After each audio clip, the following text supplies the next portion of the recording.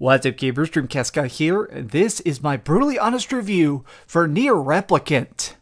Are video games art? This used to be a question that was floated around a lot, but nowadays I feel like we can all agree that video games are art, but with this comes some good and some bad. Sometimes art is difficult. Art can challenge your views of the world, and sadly, there are occasions where art is not understood. Replicant is a remaster of the 2010 game Nier, but with some tweaks and updates, some modernizations to make this experience much better off in my opinion. But part of what makes this such an interesting idea is that Nier was famously hated when it was originally released. I mean, some of these people that actually played it back in the day, the reviewers flat out refused to put a score on it because they just didn't even want to finish it. I mean, seriously, look at this quote right here. "I'm just not convinced that this grab bag of half-baked ideas and gratuitous filler makes for a great video game." Now, thankfully, this unique experience is now getting a second shot, and more people are getting a chance to really appreciate this for the very focused piece that it's trying to be. So let's try and give this game the respect that it deserves by breaking it down into chunks, looking at what's new, what this story is about, why this gameplay is just so well tuned, and what I wish was a bit better. Now, let's just start things off by talking about the plot. So we're playing as an unnamed hero who's trying to defend his sister Yonah. This is a dark future, one where we're just so far past the apocalypse that now there's these creepy beings called shades that have basically taken over the earth. And now we've teamed up with this magical book called the Grimoire Weiss to try and help our sister cure her mysterious illness and also simultaneously hopefully save the world in the process. Now, the game itself is very straightforward. It's typically just a series of missions of fighting a boss, exploring an area, or sometimes just doing a minor fetch quest. But the reason this works is because everything is so well contained. Like, the game itself does not try and have a gigantic scope. Everything is just about the singular mission in front of you. This does actually bring me to the biggest factor of the remaster though, which is the graphics and the new freaking sound design. Like, holy heck. So basically in this, they've managed to redo a bunch of the assets and the graphics. Okay, yes, this is a more beautiful game, but what's really kind of more impactful is that they re-recorded all of the original audio. All the voice actors came back and did their lines even better. Like, everybody's definitely a more aged and seasoned actor. Everybody does a much better role. Like, the original version of Nier, I thought the acting was fine, but now it is way better. Especially people like some of the new voice actors. The book Grimoire Weiss. Like, this guy is a magical, talking, ageless book who's constantly dropping quirky one-liners, weird freaking really dark humor. Like, it's crazy to me how well this manages to work, especially combined together with just some of the subtleties of hearing a sword slash bounce off a far-off freaking rock, or times where you can hear the music swell as a boss comes back to life with an all-new health bar. Everything about this more aesthetic updates definitely works for the better. Like, it just makes the story a much more visually appealing experience. But I want to talk about the redesigned combats, because while this is slower than the sequel, Nier Automata, I think it still works exceptionally well. So in Nier Automata, obviously we were playing as like robot android people and stuff, you know, so they are going to be incredibly quick, able to duck and dodge and practically teleport. Well, this time around, our hero, he's just a normal human. Yes, he's a human that has access to the Grimoire Weiss, so he is able to throw some magic around, but to me, in a strange way, this slower pace of it is a more fitting experience. The fact that we're actually having more of a chance to really try and time that parry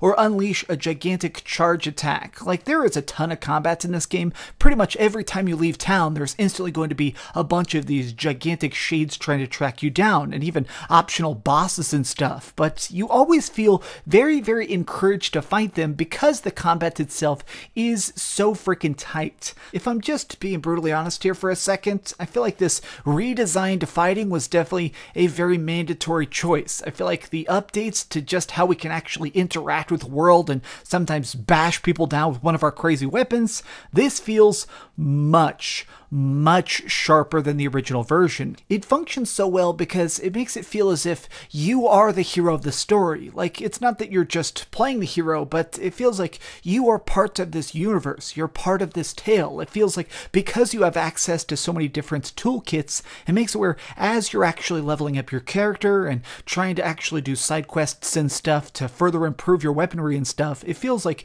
you are able to do more inside of this landscape. I mean, straight up, the biggest thing to me is that the fighting is a lot nicer. Now, part of this is because things are so customizable. As you progress through this, you keep unlocking additional magic and additional weaponry. So you can actually change it so you're using a two-handed broadsword or a spear, or if you actually go into the Grimoire Weiss, you could do things like summon a spinning freaking hurricane of laser beams, or sometimes just shoot a gigantic energy fist and punch somebody to the moon. Like, I appreciate the fact that there is just such an increasingly fun layer of depth to this. The farther you get, you definitely feel encouraged to keep trying new things, and even if you die, there's a lot of checkpoints. The game is definitely forgiving when it comes to the fact that if you want to try and just see what this new magic is like, or see if you can eat everybody's bullets or double jump over another gap, I like the fact that everything about this gameplay is tight, but even if you do happen to screw up, okay, it doesn't really matter that much. Now, I do want to talk a bit more about the side quests, because I do think that the certain parts of this game that feel still a little bit outdated is that a majority of this game is these fetch quests. Like, the main story itself is a lot of go pick up this item, go grab some rocks, or sometimes just go kill 5 sheep. And then the side quests are the same exact thing. Deliver this letter, go fish. And I do think that parts of this do still feel a bit outdated, because the combat is so nice, and because the other controls and story and audio else feel so freaking nice, it's weird sometimes to just be going through 50 pages of text dialogue and then walking straight back to somebody else who does another 20 pages of text dialogue. Like, everything else about this game is so smooth, but sometimes these quests feel a little bit overly tedious. At times it reminded me of that children's book Holes. In it, there's this man who has to try and carry a pig to the top of a mountain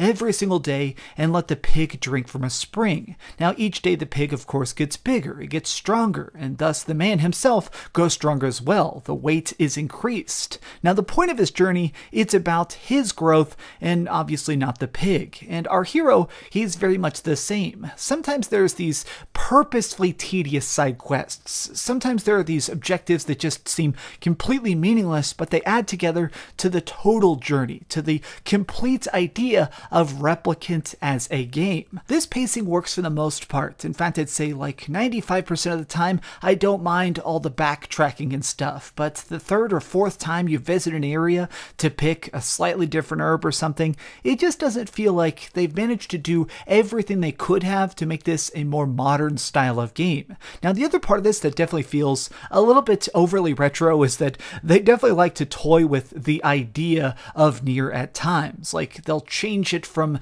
a freeform camera angle to a fixed camera angle, or go to an isometric view at times, or there's whole sections of this game at one point where you cannot run, where you are forced to walk. It's pretty clear that if this game was designed today, there were certain aspects of this that would definitely not exist. There's chunks of this game where you can tell that they are a bit of their time period, but it's still something that I can't hate, even when the game feels a little bit weird, even when it's just trying a bit too hard to be eccentric. I loved it. I'm so freaking glad that Replicant is here, and if you've ever played Automata and you think that the Nier world needs another piece of it, this game is absolutely for you, especially with some of the new added content, which I don't want to show you too much of because it is a bit spoilery, but there's so much extra added depth to this that makes it feel like Nier Replicant can finally actually be here, be a modern game, and be something that I feel like everybody is finally going to be forced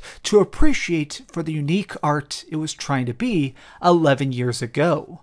Okay, so we've heard some good and some bad, but let's go over the ratings board and put a big number on it. I am giving Nier Replicant a 9 out of 10.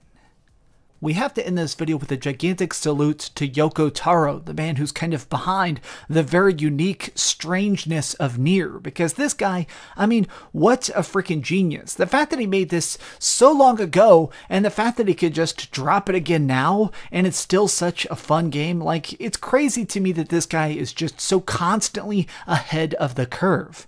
Thank you, YOKO, for making this. Thank you, everybody that worked on this game, because I'm glad that Replicant is back and better than ever. Thanks so much for watching, gamers. If you enjoyed this video, please give it a thumbs up, share with your friends, and subscribe if you haven't already. But do me the biggest favor of all, and keep dreaming. Also, if you play this game, do the side quests to upgrade your weapons very early on. Trust me, it makes the rest of the game like a million times easier if you can get 200 attack power very, very early on. It's a lot more fun that way, trust me. Thanks so much for watching that video. If you want to see something else, you can always click this link to see what I put up last, or, you know, subscribe and see what's coming up next. Also, I promise that whatever I do, it'll try not to suck.